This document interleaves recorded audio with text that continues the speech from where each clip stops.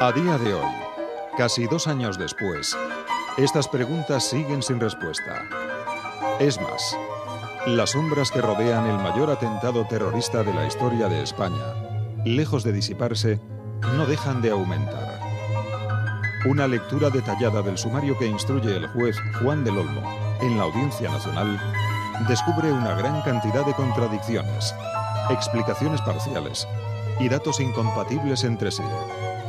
Los hechos que conmocionaron a España aquel mes de marzo de 2004, lejos de aclararse, se siguen moviendo entre sombras.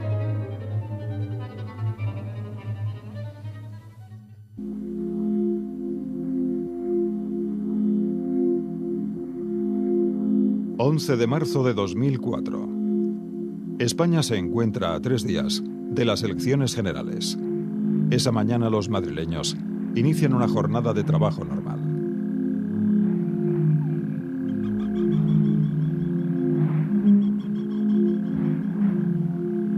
Los trenes de cercanías se llenan de personas que acuden a sus lugares de trabajo.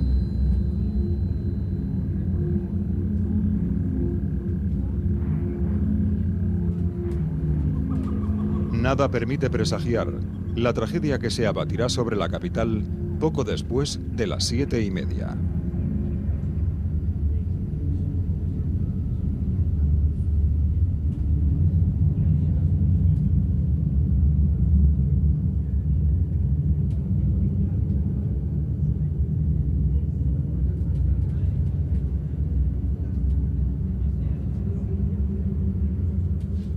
Aquella mañana, 10 bombas destrozan otros tantos vagones en 4 trenes procedentes de Alcalá. Las explosiones se producen en Atocha, en la calle Tellez, en El Pozo y en Santa Eugenia. El número de muertos aumenta a cada minuto. 5, 12, 35, 79... A media mañana está claro que España se enfrenta a la mayor masacre terrorista de toda su historia. Tendrán que pasar varios días antes de conocerse el número definitivo de víctimas. 192 asesinados y más de 1.500 heridos. Ese 11M, miles de madrileños hacen cola para donar sangre. Otros voluntarios se vuelcan con la atención y ayuda a las víctimas. Los servicios de emergencia de la Comunidad de Madrid y del Ayuntamiento de la capital superan la mayor masacre terrorista que nunca se había producido en Europa. Paralelamente, muchas familias tratan de localizar a sus seres queridos. En esas primeras horas, la autoría de ETA está en la mente de todos.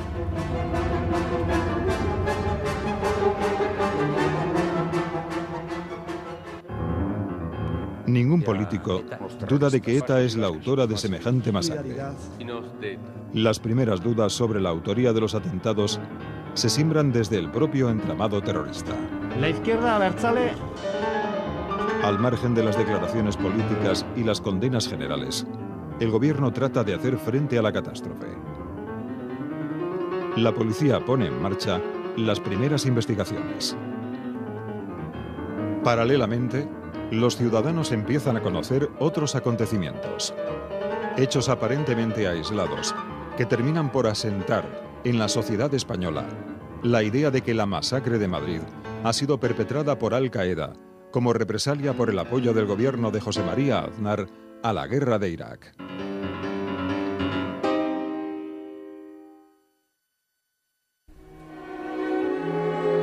Esa misma mañana del 11M, oímos hablar de un portero de Alcalá de Henares. Un hombre que asegura haber visto a 3 individuos sospechosos merodeando alrededor de una furgoneta cerca de la estación de cercanías. Esa furgoneta es trasladada a dependencias policiales. Hacia las 3 de la tarde se localizan en su interior 7 detonadores, el envoltorio de un cartucho de goma 2 con restos de explosivo y una cinta con versos coránicos. En la tarde del propio 11M, un periódico inglés recibe un comunicado firmado por las brigadas de Abu Hafs al-Masri. En ese comunicado reclaman la autoría de los atentados de Madrid.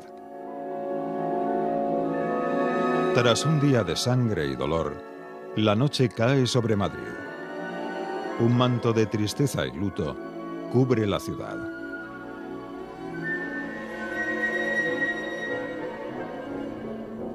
De madrugada, en la comisaría de Puente de Vallecas, se revisan los bultos recuperados de los escombros en la estación de El Pozo. Entre esos bultos, se informa que se ha descubierto una mochila bomba sin estallar.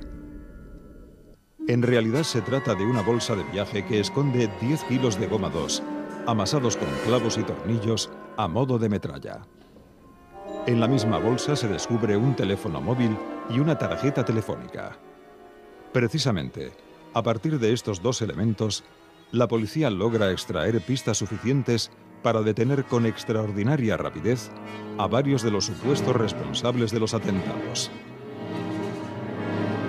De hecho, a mediodía del 13 de marzo, la policía ya sabe quién ha vendido el teléfono móvil y quién ha vendido la tarjeta telefónica.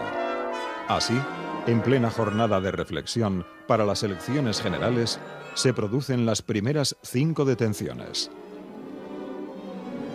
Al mismo tiempo que se efectúan esas detenciones, surge otro hecho relevante. A media tarde del día 13, se recibe en la centralita de Telemadrid la llamada de un hombre que, con acento árabe, afirma haber depositado una cinta de vídeo en una papelera cercana a la mezquita de la M30. En esa cinta, según dicho comunicante anónimo, se ha grabado un mensaje reivindicando los atentados de Madrid. Cuando el ministro de Interior informa de ese descubrimiento, en la madrugada del mismo día de las elecciones, asegura que en la cinta se ve a un encapuchado que reivindica los atentados en nombre de Al-Qaeda. Estos detalles son comunicados, amplificados y comentados de tal forma que la sociedad española percibe que Al-Qaeda ha atentado contra España. Y como el gobierno no ha abandonado la tesis de la posible autoría de ETA, se empieza a difundir la idea de que el Ejecutivo miente y de que el apoyo a la guerra de Irak ha provocado la masacre. La noche del sábado, pocas horas antes de la apertura de los colegios electorales, varias sedes del Partido Popular son cercadas por grupos de manifestantes. Su objetivo es exigir al gobierno que reconozca que se trata de un atentado de Al-Qaeda. Según se van excitando los ánimos, los manifestantes llegan a culpar de la masacre al presidente Aznar y a su política exterior. ¡Asesinos! ¡Asesinos! ¡Asesinos!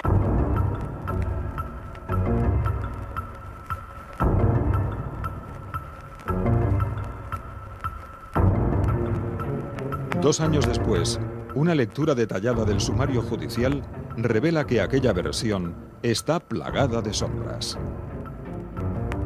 Por ejemplo, se habló tanto de la furgoneta de Alcalá, de la cinta coránica y de los restos de explosivo, que con esos únicos datos creímos saberlo todo. Pero nadie nos dijo que hasta 2 perros distintos habían examinado la furgoneta sin detectar ningún rastro de explosivo. Tampoco se comunicó que no solo el portero de Alcalá había visto a esos sospechosos que rondaban la furgoneta. Una taquillera de la estación de Alcalá llegó a hablar con uno de esos sospechosos.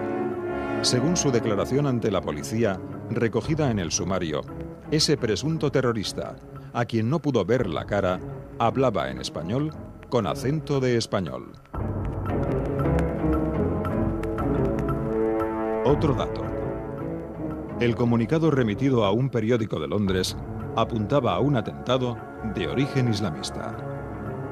Sin embargo, como señaló en rueda de prensa el ministro de Interior, Ángel Acebes, ese supuesto grupo islamista, las brigadas de Abu Hafs al-Masri, carecía de toda credibilidad para los expertos internacionales, puesto que reivindicaba todo tipo de atentados. En el pasado, había llegado a reivindicar el apagón de Nueva York, que no se había producido a causa de ningún sabotaje. Más aún, se contó que la mochila de Vallecas, que apareció de repente en una comisaría, provenía de la estación de El Pozo. Sin embargo, no se dijo que, en realidad, era una bolsa de viaje y que el explosivo encontrado en ella no coincidía con el hallado en la furgoneta de Alcalá. La investigación demostraría después que la composición tampoco coincidía con la de las bombas que explotaron en los trenes. Más elementos a considerar. Las detenciones efectuadas en plena jornada de reflexión se presentaron como un éxito de las fuerzas policiales y una demostración de la autoría islámica. Pero lo cierto es que 4 de las 5 personas detenidas el 13 de marzo fueron puestas en libertad por el juez a las pocas semanas. Además, las dudas sobre la implicación del 5º detenido, Jamal Zougam, se multiplican con el paso del tiempo. Según el sumario, no hay ningún indicio definitivo que le vincule con los atentados. También se pasó por alto que 2 de las 5 personas detenidas eran indios de religión hindú. Poco probable, pues, que formaran parte de una trama terrorista islámica. Por otra parte, la supuesta prueba definitiva de la responsabilidad de Al-Qaeda fue el vídeo de reivindicación encontrado en la tarde del 13 de marzo, supuestamente en una papelera cercana a la mezquita de la M30. Y decimos supuestamente, porque del sumario se desprende que las fuerzas de seguridad encontraron la cinta en las manos de un policía nacional retirado, que según consta en el sumario, la había cogido de esa papelera de la M30.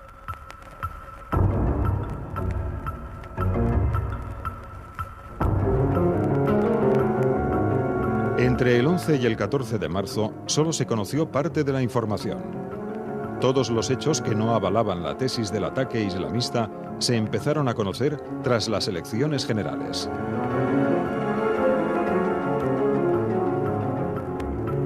A diferencia de los atentados de Al-Qaeda, en el 11M no participaron terroristas suicidas. A diferencia de los atentados de Al-Qaeda, se empleó a delincuentes comunes del mundo del narcotráfico. A diferencia de los atentados de Al-Qaeda, la trama del 11M aparece repleta de confidentes policiales y de los servicios de inteligencia españoles. A diferencia de los atentados de Al-Qaeda, aparecen numerosos españoles no musulmanes vinculados a los atentados. Tras 2 años de investigaciones, la responsabilidad de Al-Qaeda como autora de la masacre de Madrid sigue repleta de sombras. En el sumario se recoge que los explosivos fueron suministrados por confidentes policiales asturianos, que estos explosivos fueron transportados desde Asturias por delincuentes comunes, que las armas que aparecen en los vídeos de reivindicación fueron suministradas por un confidente de la Guardia Civil, que los móviles, supuestamente utilizados en las bombas, fueron liberados por el Policía Nacional Mausili Kalaji, que las bombas fueron montadas por el mismo Kalaji, según los informes remitidos al juez del Olmo por las fuerzas de seguridad, y que fueron colocadas por delincuentes comunes que cobraron 3.000 euros por mochila. Por tanto, si Al-Qaeda no suministró los explosivos, no transportó la dinamita, no facilitó las armas, no manipuló los teléfonos, no montó las bombas y no colocó los artefactos, entonces, ¿qué fue lo que hizo? ¿Quién planeó? ¿Quién ordenó? ¿Y quién ejecutó realmente aquellos atentados?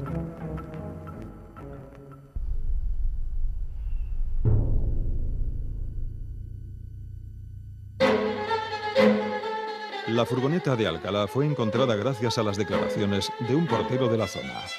Según su relato, recogido en el sumario, el portero asegura haber visto a 3 individuos sospechosos alrededor de aquel vehículo en torno a las 7 de la mañana. Esto era a las 7 y menos 5 de la mañana cuando me levanté, un poco más, un poco menos. Y cuando abrí la puerta del portal, veo una imagen de una furgoneta y 3 personas. 2 en la parte delantera de la furgoneta, una en la parte trasera, y fue un impacto brutal porque estaba completamente encapuchado. Según sus declaraciones, los individuos iban tapados de modo que no se les podía ver la cara. Uno de esos individuos se dirigió hacia la estación con una mochila, momento en que el portero le pierde de vista.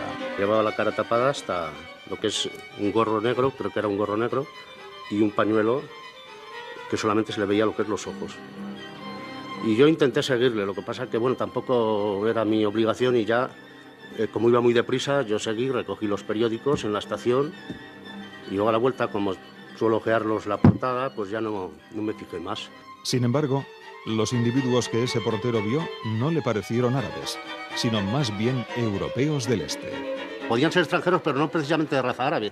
Yo nunca precisé de la raza que fueran, que mi impresión es que eran extranjeros, pero podía pensar que eran rumanos o polacos. Hubo otro testigo que vio a uno de esos individuos aquella mañana, la taquillera de la estación de Alcalá. Esta mujer llegó incluso a hablar con él. El presunto terrorista le pidió un billete primero para Coslada y luego para Torrejón. Según la taquillera, aquel individuo, al que no llegó a ver la cara, hablaba en español con acento de español. ¿Por qué nadie informó a la opinión pública de que las personas vistas en la furgoneta y en la estación de Alcalá no parecían árabes? La policía llegó a las inmediaciones de la estación de Alcalá poco después de las 10:30 de la mañana. Nosotros el día 11 a las 10:30 de la mañana recibimos un comunicado por parte del presidente de la comunidad de vecinos de calle Infantado, donde vive el portero que dio la primera información. Nos dio la matrícula de esta furgoneta. Este ciudadano, comprobamos que la furgoneta estaba sostenida y automáticamente iniciamos el dispositivo en la zona para comprobar todos los datos que nos habían dado. El lugar fue acordonado y se hizo venir a 2 guías caninos para inspeccionar la furgoneta. Primero, uno de los perros examina la furgoneta por fuera sin encontrar nada sospechoso. Después, se manda llamar al otro perro, que examina también la furgoneta, de nuevo sin encontrar ningún rastro de explosivo. Aquella furgoneta sería llevada al complejo policial de Canillas. Solo tras una nueva inspección en este cuartel de Canillas, la policía comunica que han descubierto restos de goma 2 en la furgoneta.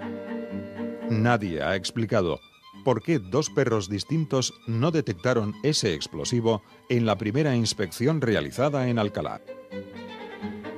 En realidad, lo que se encontró en la furgoneta ni siquiera era goma 2 pura. Los informes realizados por la policía científica el mismo 12 de marzo señalaron que los restos de explosivo encontrados en la furgoneta contenían otro componente, además de goma 2. Ese segundo componente es metenamina, un producto químico que se utiliza en la fabricación de ciertos explosivos militares como el RDX. Tampoco este dato se hizo público, aunque más inexplicable resulta que tampoco fuese comunicado al juez del caso. Durante más de un año, el magistrado siguió creyendo que lo que había en la furgoneta de Alcalá era goma 2 pura. ¿Por qué no se informó de que lo que había aparecido en la furgoneta de Alcalá no era goma 2 pura? En la furgoneta de Alcalá no solo aparecieron detonadores y restos de explosivo, también se encontró una cinta coránica y numerosas prendas de ropa con el ADN de algunas de las personas supuestamente vinculadas a la trama del 11M. Todo un muestrario de pistas que, incomprensiblemente, no incluía huellas dactilares. Ni una sola huella pudo ser recuperada de la furgoneta de Alcalá. ¿Cómo se explica que esas personas que se dejan comprometedoras prendas de ropa en la parte posterior de la furgoneta no dejen ni una sola huella dactilar ni en el volante, ni en el cambio de marchas, ni en la puerta, ni siquiera en la famosa cinta con versos del Corán? Las únicas huellas identificables aparecen en la bolsa de plástico donde se encontraron los detonadores y los restos de explosivo. Sin embargo, esas huellas son tan fragmentarias que las identificaciones resultan más que dudosas. De hecho, el FBI identificó la huella del dedo medio como perteneciente a un abogado americano, Brandon Mayfield. La policía española, por el contrario, atribuye esa misma huella al argelino Daoud Ougnane. ¿Realmente fue utilizada por los terroristas del 11M la furgoneta de Alcalá?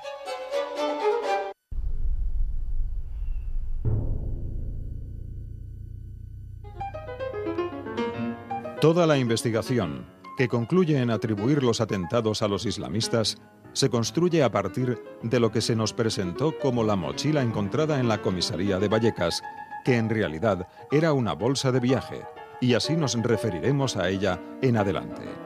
A partir del teléfono móvil y la tarjeta telefónica encontrados en esa bolsa, la policía logró identificar en un tiempo récord a los presuntos autores de los atentados. Además de un teléfono y una tarjeta telefónica, esa bolsa contenía 10 kilos de goma 2 y tornillería usada como metralla para incrementar los efectos mortíferos. Supuestamente, esa bolsa provenía de la estación de El Pozo y fue encontrada entre los bultos rescatados de esa estación en la comisaría de Puente de Vallecas. Sin embargo, los datos contenidos en el sumario apuntan a que esa prueba de cargo fundamental podría no ser otra cosa que una prueba fabricada.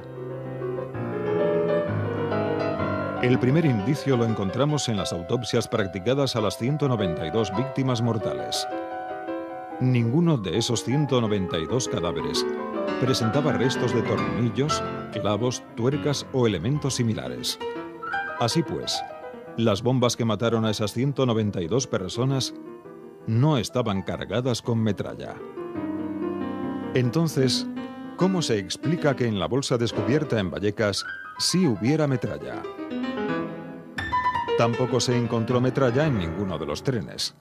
Tan solo en el de la calle Tellez pudieron recogerse algunos clavos sin cabeza cuya procedencia no está clara.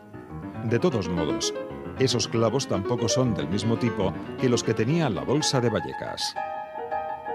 Esta diferencia fundamental entre las bombas que sembraron de muerte los trenes del 11M y la descubierta en la comisaría parece confirmar que la bolsa de Vallecas nunca estuvo en los trenes. Pero hay otros indicios. En primer lugar, en las autopsias tampoco aparecen restos de goma 2, que es el explosivo que tenía la bolsa de Vallecas.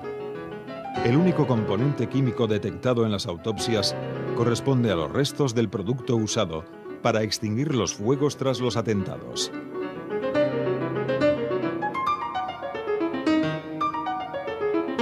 En segundo lugar, aquel 11 de marzo hubo un total de 13 bombas. 10 de ellas estallaron en los trenes, otras 2 fueron detonadas por los TEDx y la 13ª es la bolsa de Vallecas. De las 2 bombas que los TEDx hicieron estallar, sabemos muy pocos detalles. Pero tenemos la descripción de un testigo privilegiado que nos habló del contenido de una de ellas. Jacobo Barrero, el policía municipal que encontró en el tren de El Pozo una bomba sin estallar y la sacó al andén, donde los TEDx la detonaron. Las diferencias entre esa mochila que encontró Jacobo Barrero y la bolsa de Vallecas son muy notables.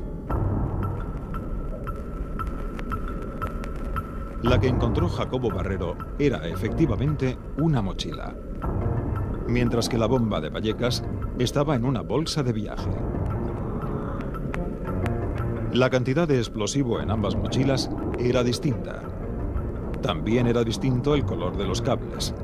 Rojo y negro en la mochila encontrada por Jacobo Barrero.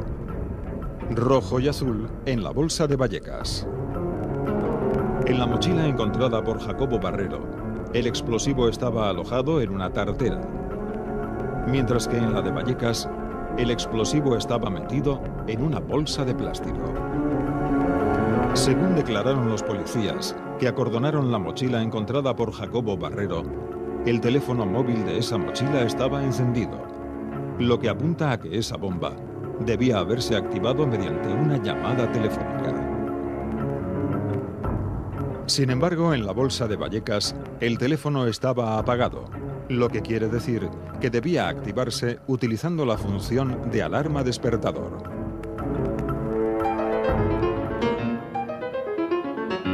En tercer lugar, en el explosivo de la bomba que los terroristas del 11M depositaron junto a las vías del AVE el 2 de abril, se encontraron restos de ADN de uno de los terroristas, lo que indica que el explosivo fue amasado con las manos desnudas.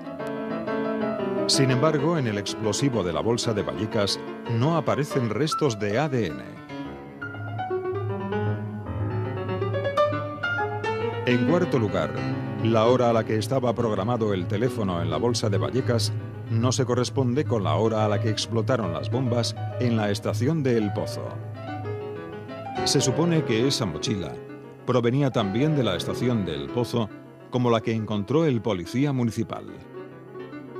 Sin embargo, las dos bombas que hicieron explosión en la estación de El Pozo estaban programadas para las 7:38, mientras que la bolsa de Vallecas lo estaba para las 7:40. En quinto lugar, la bolsa de Vallecas no era una verdadera bomba. Tal y como estaba montada, no hubiese hecho explosión nunca. No se había utilizado ningún tipo de cinta aislante, ni soldadura para unir los cables entre sí, y dos de los cables estaban sueltos. Este dato crucial no fue revelado al juez del Olmo hasta 4 meses después.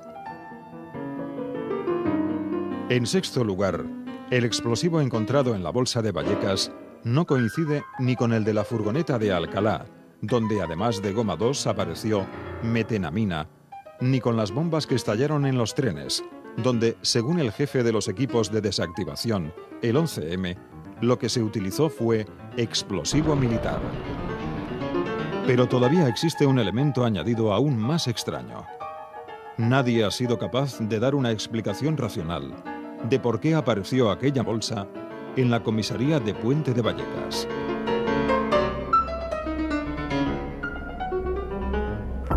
Examinemos el recorrido teórico de esa bomba. Supuestamente, aquella bolsa provenía del tren de El Pozo, pero nadie la vio en aquella estación. Los TEDx revisaron uno a uno todos los bultos sin detectar esa bolsa de Vallecas. ¿Cómo es posible que no vieran esa bolsa de viaje que pesaba 15 kilos? Tampoco la vio nadie en ningún otro punto del trayecto entre la estación de El Pozo y la comisaría, según consta en las declaraciones de los testigos ante el juez. Pero lo más extraño es el supuesto viaje que esa mochila hizo durante el 11 de marzo. Veamos por qué. Inicialmente, los bultos de la estación de El Pozo fueron llevados a la comisaría de Villa de Vallecas por orden de la juez de guardia. Sin embargo, el juez del Olmo dio orden de llevar todos los bultos a IFEMA, así que los de la estación de El Pozo se llevaron al recinto ferial. Después, alguien dio una segunda contraorden diferente de las instrucciones del juez. Esa segunda contraorden mandaba a los policías encargados del traslado que llevaran los objetos encontrados en El Pozo a la comisaría de Puente de Vallecas.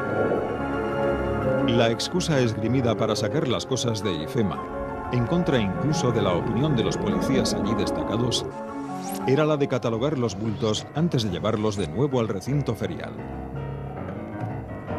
¿Por qué ese empeño en llevar los bultos de El Pozo a la comisaría de Puente de Vallecas? Una comisaría a la que no correspondía la zona de la estación de El Pozo. Por tanto, Son muchos los datos que apuntan la falsedad de la bolsa de Vallecas. Ausencia de metralla en las víctimas. Ausencia de goma 2 en las autopsias. Diferencias con la mochila encontrada por el policía municipal Jacobo Barrero. Falta de rastros de ADN en el explosivo amasado. Hora diferente de programación del teléfono. El hecho de que la mochila estaba preparada para no explotar. Diferencias con el explosivo encontrado en la furgoneta de Alcalá. La supuesta utilización de explosivo militar en los trenes. Y la inexplicada aparición en la comisaría de Puente de Vallecas después de un extraño e injustificado recorrido por todo Madrid.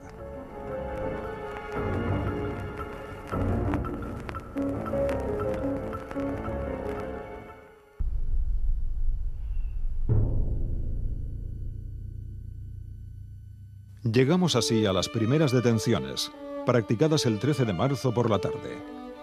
Unas detenciones que influyeron decisivamente en el ánimo de los españoles, que estábamos llamados a las urnas el 14 de marzo. Hasta ese momento, los españoles se debatían entre dos teorías sobre los autores de la matanza: si había sido ETA o había sido Al-Qaeda. Esas detenciones se presentaron como la prueba indudable de que se trataba de un atentado islamista. La idea de que el gobierno de Aznar había estado mintiendo empezó a calar en buena parte de la opinión pública. Sin embargo, después de 2 años de investigaciones judiciales, existen sombras sobre si esas detenciones estuvieron plenamente justificadas. Tanto es así que el juez puso en libertad a 4 de los 5 detenidos en pocas semanas. Analicemos en qué consistieron las investigaciones policiales que condujeron a esas detenciones del 13M. En la mochila de Vallecas se encontró un teléfono móvil marca Triumph, modelo T110, que supuestamente debía haber actuado como activador de la bomba. Ese teléfono contenía, a su vez, una tarjeta telefónica de la empresa Amena. Preguntando a las empresas comercializadoras, la policía determinó que el teléfono había sido vendido por una empresa llamada Telefonía San Diego a un comercio denominado Bazar Top. Fue en este comercio donde compraron el teléfono móvil quienes montaron la mochila de Vallecas. El 13 de marzo, la policía detuvo a los dueños de ese Bazar Top, 2 indios de religión hindú. Pero la pregunta es, ¿por qué se les detuvo? Esas 2 personas no habían cometido ningún delito. El solo hecho de vender teléfonos móviles no puede considerarse delito. Pero es que además, esos indios ni siquiera habían vendido ese teléfono marca Triumph. Ellos eran solo los dueños de la tienda, y quien había vendido el teléfono era un dependiente. Planteemos una hipótesis. Si quienes montaron la mochila de Vallecas hubieran comprado el teléfono en unos grandes almacenes, ¿hubiera tenido sentido que la policía detuviera a su propietario?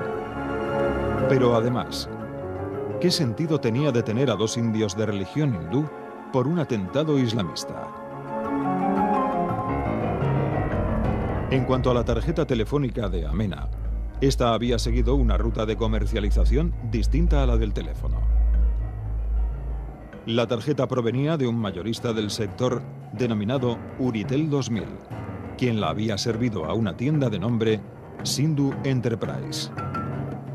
Esta tienda, a su vez, había vendido esa tarjeta al locutorio del marroquí Jamal Zougam. Quienes montaron la mochila de Vallecas compraron la tarjeta en ese locutorio. El día 13 de marzo, la policía detuvo a Jamal Zougam, a Mohamed Chawi, hermanastro y socio de Zougam, y a Mohamed El Bakali, empleado del locutorio. De nuevo, la pregunta es la misma. ¿Por qué se detuvo a esos 3 marroquíes si no habían cometido ningún delito? Vender tarjetas telefónicas era parte de su negocio, y esa actividad no está, por supuesto, prohibida por las leyes.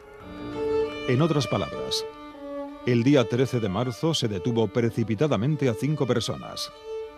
¿Por qué se dio la orden de efectuar esas detenciones en plena jornada de reflexión? Durante la instrucción del sumario, 2 de los 3 marroquíes detenidos, Zougam y Chaoui, serían identificados por diversos testigos como 2 de las personas que colocaron físicamente las bombas en los trenes. Pero esos reconocimientos estaban condicionados desde el principio porque las fotografías de Zougam y Chaoui ya habían sido profusamente aireadas en los medios de comunicación.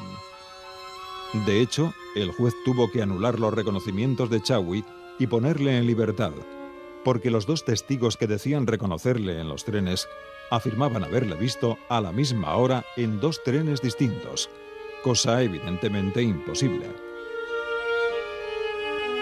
Jamal Zougam no tuvo tanta suerte, porque las declaraciones de los testigos que decían reconocerle no eran incompatibles entre sí. Pocas semanas después del 11M, el juez del Olmo puso en libertad a 4 de los 5 detenidos del 13 de marzo. En cuanto a Zougam, no parece haber ninguna prueba incontestablemente sólida que le vincule con los atentados. Por un lado, no aparecen huellas dactilares suyas en ninguno de los escenarios de la trama, ni en la furgoneta de Alcalá, ni en la mochila de Vallecas, ni en la casa de Morata, ni en el piso de Leganés. Tampoco aparecen rastros de ADN suyos en ninguno de esos escenarios. Ni tampoco se han registrado llamadas telefónicas cruzadas entre Jamal Zougam y los restantes implicados en el 11M. ¿Realmente participó Zougam en la preparación o ejecución de los atentados? ¿O es solo un cabeza de turco? Un cabeza de turco que, si saliera de prisión, dejaría definitivamente desacreditadas las 5 famosas detenciones del 13M que tan oportunamente se practicaron en vísperas de las elecciones generales. Lo cierto es que, según los informes policiales recogidos en el sumario, no existe ningún tipo de contacto entre las 5 personas detenidas el 13M y el grupo al que luego se responsabilizaría de los atentados.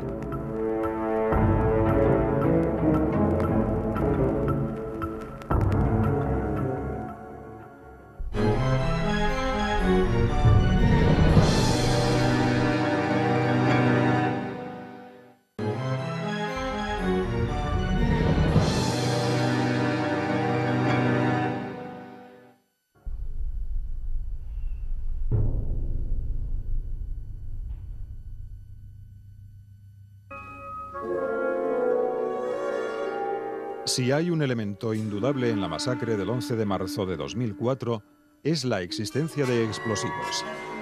En los trenes reventados ese día, en el artefacto colocado en las vías del AVE el 2 de abril y en el suicidio de Leganés al día siguiente, se utilizaron compuestos explosivos.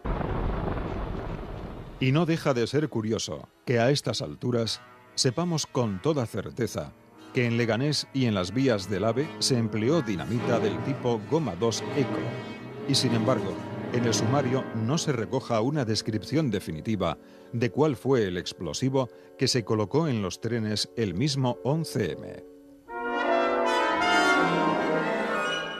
En cualquier caso, una parte fundamental de la investigación es la destinada a esclarecer de dónde salió la Goma 2 Eco. De hecho, el suministro de la dinamita es uno de los episodios ligados al 11M, mejor documentados en el sumario. Sorprendentemente bien documentado, porque, por ejemplo, las conversaciones telefónicas de los terroristas estaban siendo grabadas mientras transportaban la dinamita desde Asturias a Madrid, en el fin de semana del 28 de febrero de 2004.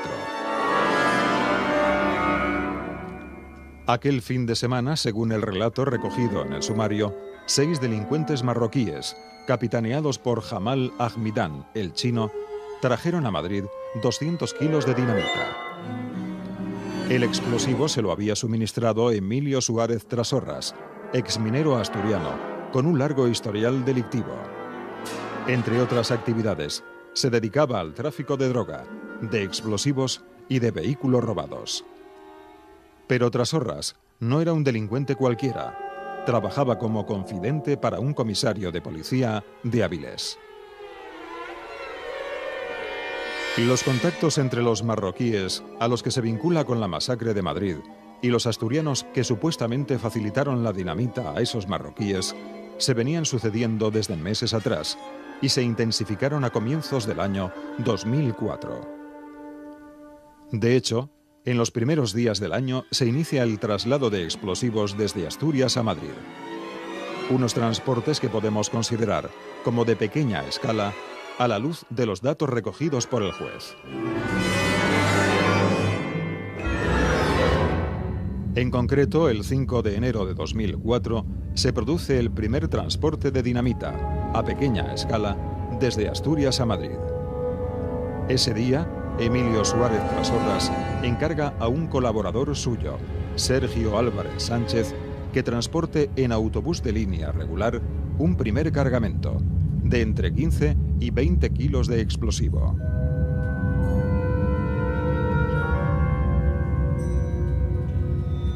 A aquel primer cargamento le seguirían, hasta mediados de febrero, otros 3 pequeños traslados, siempre en autobús. Además de Sergio Álvarez Sánchez, participarían en esa operación Iván Reis Palicio y un menor apodado El Gitanillo.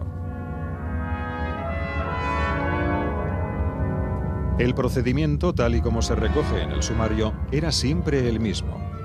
Uno de los correos, designados por Trasorras, trasladaba el cargamento desde Asturias a Madrid en una bolsa o mochila de viaje.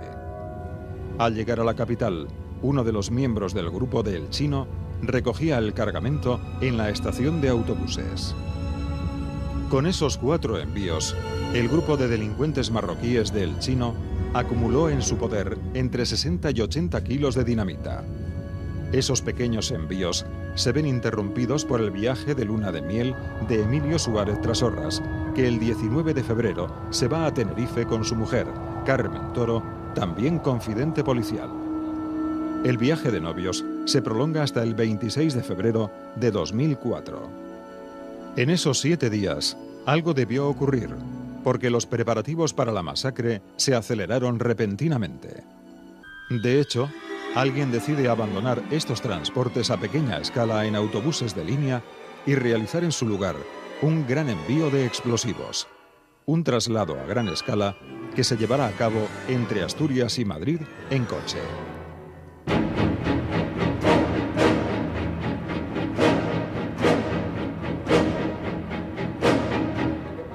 El 24 de febrero de 2004, El Chino llama por 2 veces a Emilio Suárez Trasorras a Tenerife.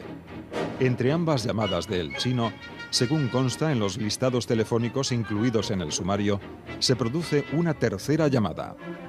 Carmen Toro, mujer de Emilio y también confidente policial, se pone a su vez en contacto con el comisario de Avilés, que actuaba como su controlador. En esas conversaciones entre Trasorras y El Chino, se acuerda una reunión en Madrid para el día 26 de febrero.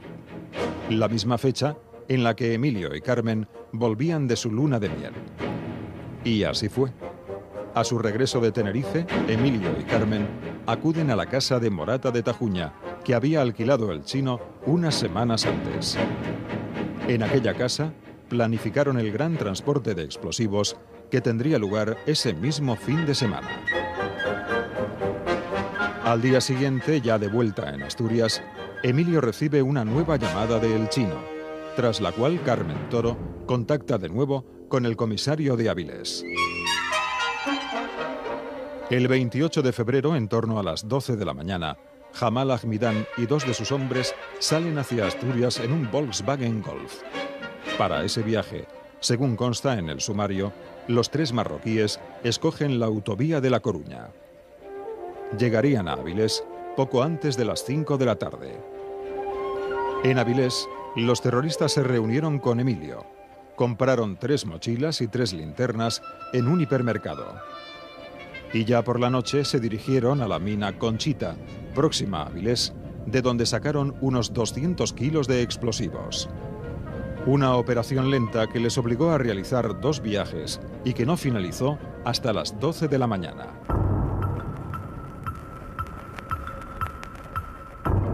De ese modo, poco después del mediodía del 29 de febrero, la denominada Caravana de la Muerte emprende desde Asturias su marcha hacia Madrid. Y decimos caravana porque estaba formada por 2 vehículos. Uno de los coches, el que circulaba en segundo lugar, era el Volkswagen Golf cargado con los explosivos, el mismo vehículo en el que 24 horas antes habían viajado los marroquíes desde Madrid a Avilés. El vehículo lanzadera, el que iba abriendo paso, era un Toyota Corolla. Este coche que conducía el chino se lo había facilitado Emilio Suárez Trasorras. Ese Toyota Corolla había sido robado en Madrid el 18 de septiembre de 2003. Emilio Suárez Trasorras dobló las matrículas del Toyota, es decir, cambió a ese vehículo robado las matrículas poniéndole unas iguales a las de otro Toyota Corolla no robado, propiedad de una ciudadana madrileña. Desde Asturias, antes de emprender la marcha, el chino llama a uno de sus hombres, Othman El Naoui, que estaba en Madrid. En esa llamada, le da la orden de recoger a otros 2 compinches y reunirse con él en Burgos. Es precisamente esta cita en la capital burgalesa uno de los puntos más oscuros del traslado de los explosivos. El chino y sus hombres deciden volver de Asturias no por la autovía de La Coruña, la ruta que habían utilizado 24 horas antes, sino por un trayecto más largo, más sinuoso, más peligroso y que les obligaba a cruzar el puerto de El Escudo. Más aún, si se tiene en cuenta que aquel fin de semana cayó una impresionante nevada en el norte de la península. En la zona de Burgos y el País Vasco, aquel temporal fue especialmente intenso, llegando a prohibirse el paso de camiones en muchas carreteras y quedando miles de conductores atrapados en la provincia de Burgos por la nieve.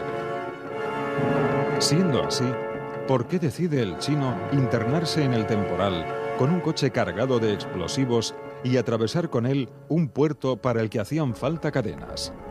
Una decisión todavía más extraña si recordamos que aquellos 3 marroquíes no habían dormido en toda la noche porque se la habían pasado acarreando cajas de explosivos. Pero además, con un coche lanzadera abriendo paso y un segundo vehículo cargado de dinamita, ¿por qué pidió a uno de sus hombres que acudiera a su encuentro en Burgos a bordo de un tercer coche? Los 2 vehículos que bajaban desde Avilés atravesaron el puerto del Escudo en torno a las 3:30 de la tarde. Poco tiempo después, a las 4:15, la Guardia Civil detenía el coche del chino por exceso de velocidad. El vehículo estuvo parado por espacio de 25 minutos en el control de carretera. Los agentes de tráfico llegaron a imponer 3 multas a su conductor, según consta en el sumario. Al ser parado por la Guardia Civil, el chino enseñó un pasaporte belga falso a nombre de Youssef Ben Salah. Aquel Toyota Corolla era un coche robado, con las matrículas falsificadas, y el chino lo conducía sin la documentación del vehículo. A pesar de eso, la Guardia Civil dejó que el chino siguiera su viaje. Nadie ha sido capaz de explicar si el agente que detuvo al chino llamó a la central para hacer algo tan simple como comprobar la matrícula del coche. Pero esos 25 minutos están llenos de sombras. Primero, porque al ser detenido, el chino realiza una llamada telefónica, no para avisar al coche que venía detrás cargado con la dinamita, sino para ponerse en contacto con Emilio Suárez Trasorras, que, recordamos, era confidente policial. Segundo, porque ese control de carretera se produjo a escasa distancia de una fábrica de explosivos situada en Burgos, pero no una fábrica cualquiera, sino la misma en la que se había elaborado la goma 2 Eco que los marroquíes trasladaban en su coche desde Asturias a Madrid. ¿Se trata de una simple casualidad? Después del incidente de las multas, los dos coches que bajaban de Avilés vuelven a encontrarse en la ciudad de Burgos en torno a las 5 de la tarde. Pocos minutos después, se reúnen con el tercer vehículo, el que sube desde Madrid. Esa caravana, formada ahora por 3 coches, termina llegando a Morata de Tajuña sobre las 8 de la tarde de ese azaroso 29 de febrero de 2004. Al día siguiente, 1 de marzo, los listados telefónicos en poder del juez muestran que el chino efectuó una llamada a Emilio Suárez Trasorras y que éste realiza otra al comisario de Avilés. Los explosivos estaban ya en Madrid. El relato recogido en el sumario sobre lo ocurrido aquel mes de febrero y el modo en el que se realizó el transporte de la dinamita está, como hemos visto, envuelto en sombras. ¿Cómo es posible que un confidente policial suministrara los explosivos supuestamente utilizados por los terroristas? ¿Por qué ese confidente policial llamó al comisario de Avilés justo antes y justo después del transporte de los explosivos? ¿De qué hablaron Emilio Suárez Trasorras y su controlador en aquellas llamadas? ¿Quién dio la orden, a mediados de febrero, de acelerar el transporte de los explosivos hacia Madrid, abandonando el sistema de transporte en autobuses de línea? ¿Cómo es posible que se impusieran 3 multas al vehículo del chino y, sin embargo, no se pudiera detener a aquella caravana de la muerte? ¿Cómo es posible que la Guardia Civil dejara seguir viaje a aquel vehículo robado con matrículas falsas y que no tenía papeles? ¿Por qué estaban siendo grabadas las conversaciones de los terroristas durante aquel viaje? ¿Hasta qué punto sabían las fuerzas de seguridad que se estaba produciendo un traslado de dinamita? ¿Por qué el chino hace subir un tercer vehículo desde Madrid si ya había transportado desde Avilés a Burgos los explosivos? ¿Es casualidad que esa caravana de la muerte parara cerca de la fábrica de goma 2 Eco situada en la provincia de Burgos? ¿Por qué el chino renunció a volver a Madrid por autovía, como había ido hasta Avilés, y se interna en aquel terrible temporal de nieve por carreteras nacionales? El traslado de explosivos ese último fin de semana de febrero de 2004 tiene numerosas sombras, según se recoge en el sumario. Pero resulta mucho más inquietante si tenemos en cuenta que la del grupo del chino no fue la única caravana de la muerte que viajó hacia Madrid durante aquel fin de semana. A primera hora del 28 de febrero, la banda terrorista ETA enviaba desde Francia otra caravana. Esta cargada con 500 kilos de explosivos. Aquella caravana estaba formada también por un coche lanzadera y una furgoneta que transportaba la carga mortífera. La caravana de la muerte de ETA discurrió por carreteras secundarias, según una ruta paralela a la carretera de Burgos, antes de ser interceptada en la localidad conguense de Cañaveras. Durante la noche del 28 al 29 de febrero, mientras el grupo de Jamal Ahmidán el Chino se dirigía a una mina asturiana a por su primer cargamento de dinamita, la Guardia Civil detenía a esa caravana que ETA había mandado para sembrar el terror en Madrid. ¿Resulta casual esa coincidencia temporal de las 2 caravanas de la muerte en un mismo fin de semana? ¿Resulta casual que el chino decidiera, contra toda lógica, seguir una ruta de vuelta hasta Madrid exactamente paralela a la de la caravana de ETA? ¿Resulta casual que la ruta seguida por la caravana de ETA condujera exactamente a la casa de Morata de Tajuña? ¿A quién iban a entregar los 500 kilos de explosivos esos 2 terroristas de ETA detenidos en Cañaveras? Unas dudas que la instrucción judicial debería resolver. Lo que sí es seguro a estas alturas es que hasta 6 marroquíes participaron en el traslado de la dinamita desde Asturias a Madrid. De los 6, 5 acabarían muriendo en el piso de Leganés.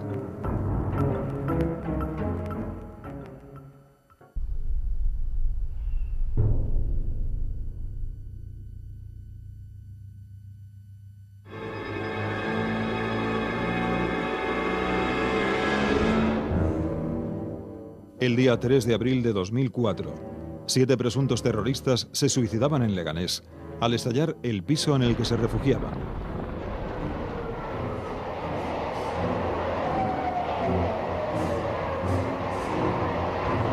A consecuencia de aquella explosión, moriría el miembro de los GEO, Francisco José Torronteras. ¿Quiénes eran esos 7 suicidas presuntamente responsables de la matanza que había cegado la vida de 192 personas?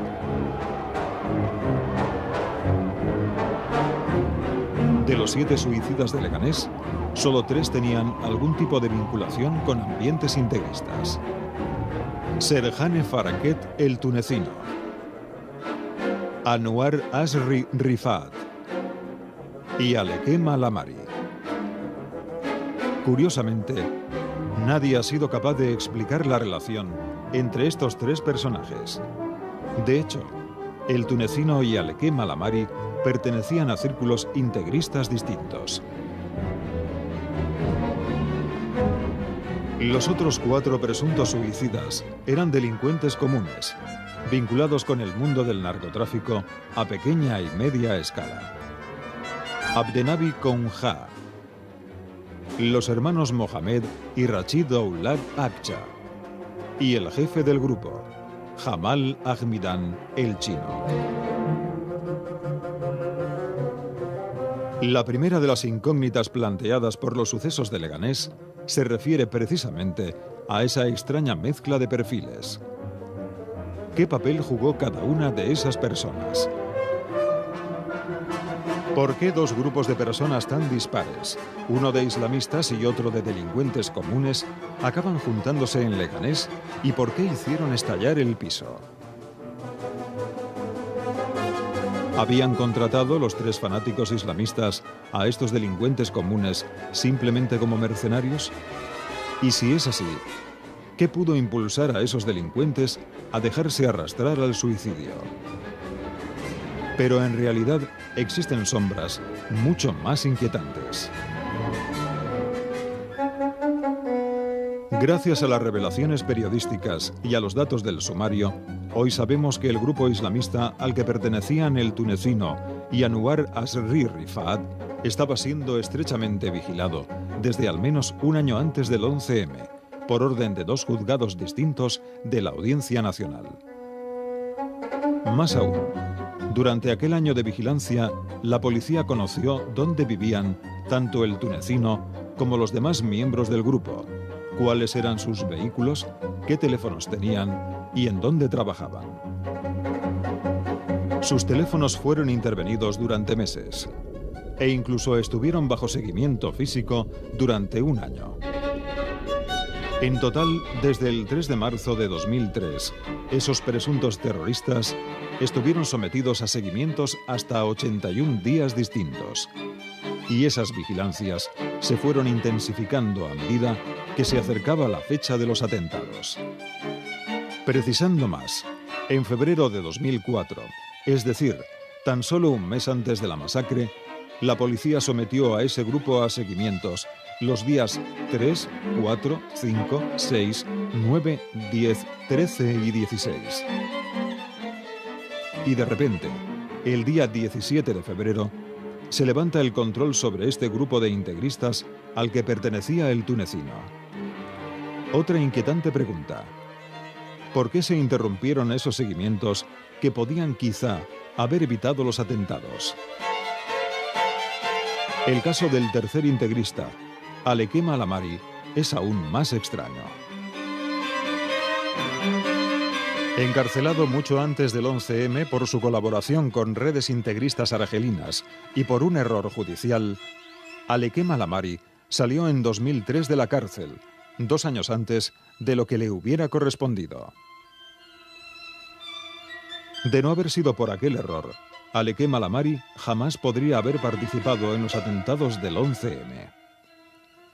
Pero lo más inquietante de la figura de Alamari es que, según las revelaciones del periódico El Mundo, estaba siendo vigilado por un colaborador de los servicios secretos españoles, Safwan Sabah.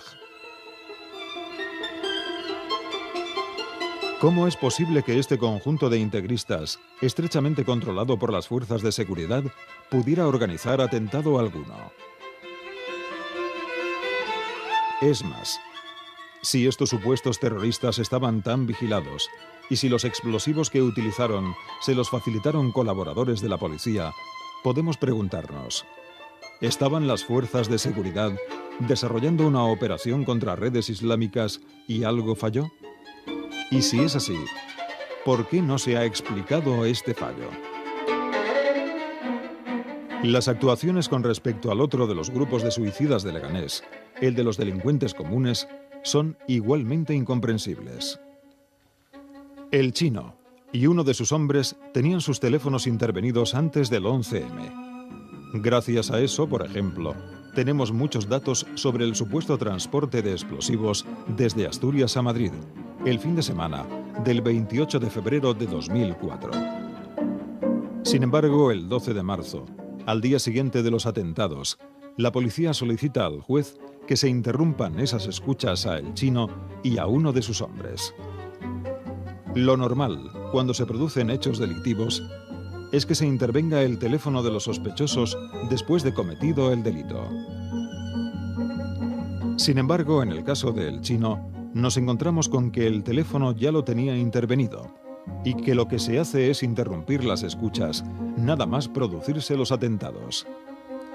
Si se hubieran mantenido esas escuchas, ¿se habría podido evitar la explosión de Leganés? Pero las sombras de Leganés no acaban tampoco aquí.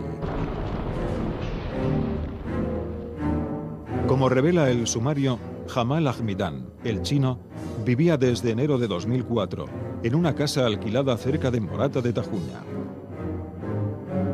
Antes de entrar en ella, pagó por adelantado 1 año de alquiler.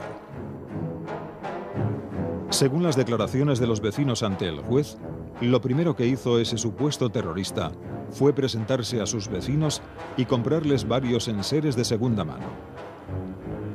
En febrero de 2004, el Chino comienza a hacer reformas en aquella casa, incluyendo la construcción de una piscina. Es más, llegó a comprar un pequeño rebaño de 6 cabras. Si es verdad que el Chino participó en los atentados, ¿para qué abona 1 año de alquiler por adelantado? ¿Para qué se presenta a todos sus vecinos? Pero, sobre todo, ¿para qué hace obras y construye una piscina si después de los atentados no iba a poder habitar esa casa? Todavía más extraño resulta el comportamiento del Chino después de los atentados. En lugar de huir o de esconderse, el Chino continúa haciendo vida normal, llegando incluso a celebrar el Día del Padre, 8 días después de los atentados, con su mujer, su hijo y su suegra, todos ellos españoles, en aquella casa de Morata de Tajuña. ¿De verdad participó el Chino en aquellos atentados? Tampoco nadie nos ha explicado de forma satisfactoria cuáles son las circunstancias que conducen a que todos esos extraños personajes terminen juntándose en aquel piso de Leganés. Si, como consta en el sumario, la policía conoció el propio 19 de marzo dónde estaba esa casa de Morata de Tajuña, ¿por qué no irrumpió en la casa el propio 19 de marzo y detuvo a El Chino en plena fiesta familiar? La policía conocía también perfectamente, desde 1 año antes del 11M, dónde vivía el tunecino. Entonces, ¿por qué no se registró el piso del tunecino hasta después de que se produjese la explosión de Leganés? En realidad, ¿qué fue lo que pasó en Leganés?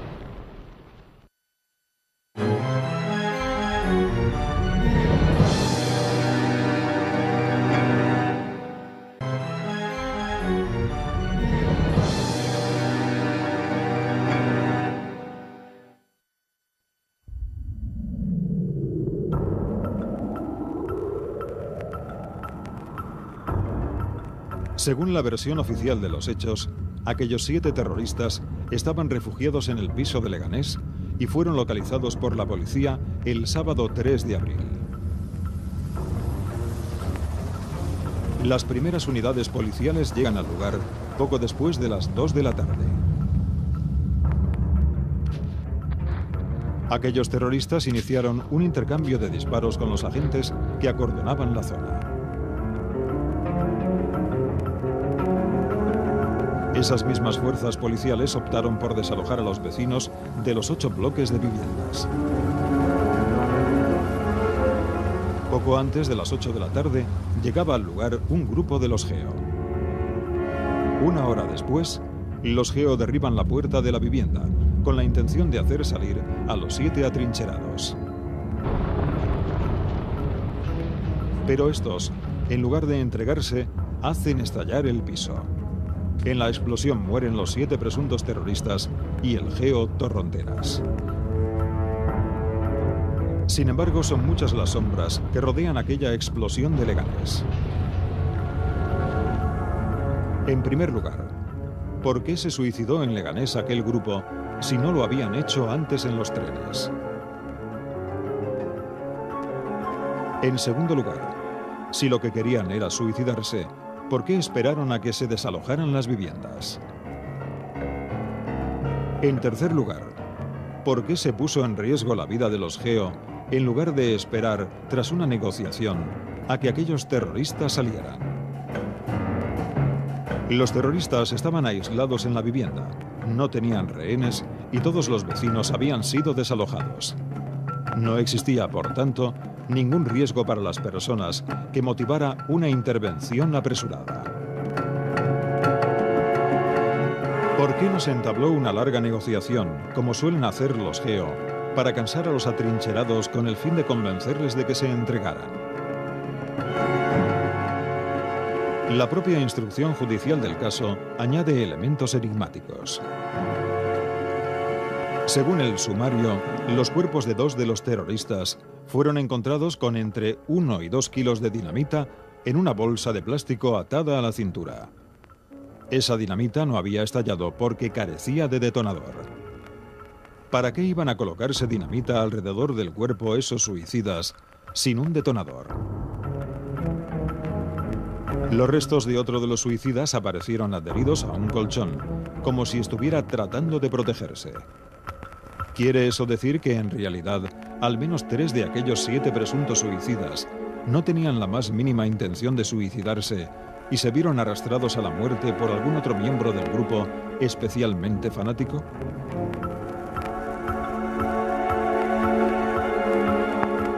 El estado en el que aparecieron los cuerpos parece corroborar esa versión.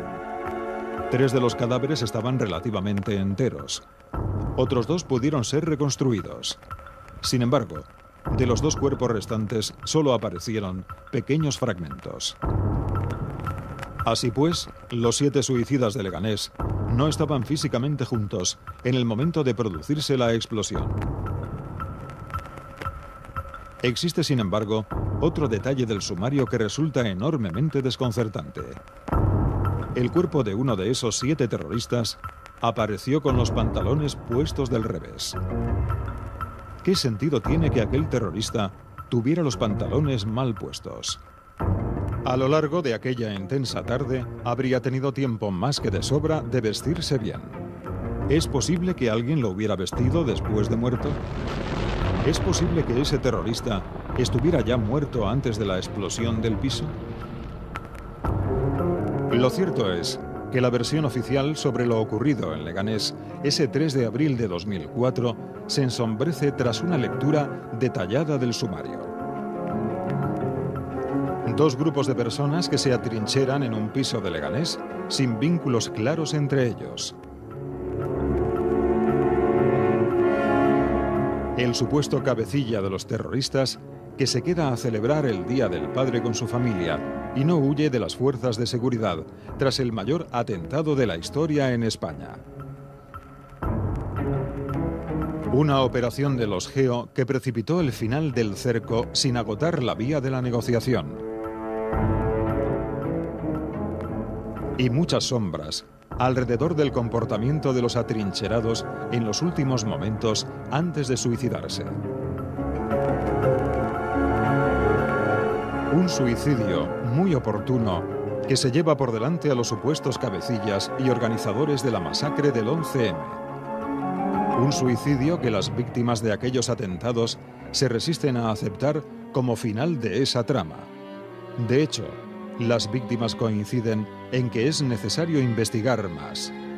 Investigar a fondo hasta sacar a la luz toda la verdad. Sabemos lo que pasó con las víctimas y con los muertos, pero realmente no sabemos lo que pasó, quién lo hizo ni por qué se hizo. Después de 2 años del atentado del 11 de marzo, los españoles aún sabemos menos de lo que sabíamos incluso los días más inmediatos al atentado. La versión oficial yo creo que está al alcance de todo el mundo. No obstante, creo que la versión oficial al día de hoy no se sostiene. Porque hay que saber la verdad, porque si no se sabe la verdad, ojalá no ocurra, pero puede pasar otra vez. Yo le pediría a la ciudadanía española que resurgiese ese espíritu que tenía el 13 de marzo, donde todos queríamos saber la verdad y todos exigíamos querer saber la verdad. Seguiremos luchando y peleando porque esto se esclarezca, no solamente por nosotros, sino por el resto de la sociedad, que a veces cuando estás en la otra orilla piensas que no te va a tocar a ti, y es una cosa que le puede pasar a cualquiera. La sociedad española sí está preparada para conocer lo que pasó el 11 de marzo. Lo que sí me preocupa es el hecho de que la sociedad española no esté apoyando más y no esté más unida a las víctimas para exigir qué pasó en el 11 de marzo. Yo creo que el pueblo español está preparado y que sabrá asumir la verdad de lo que ocurrió el 11M y que esto puede ser incluso una prueba de que un Estado de Derecho tiene su razón de ser. Si no lo llegamos a saber, yo dudo del Estado de Derecho.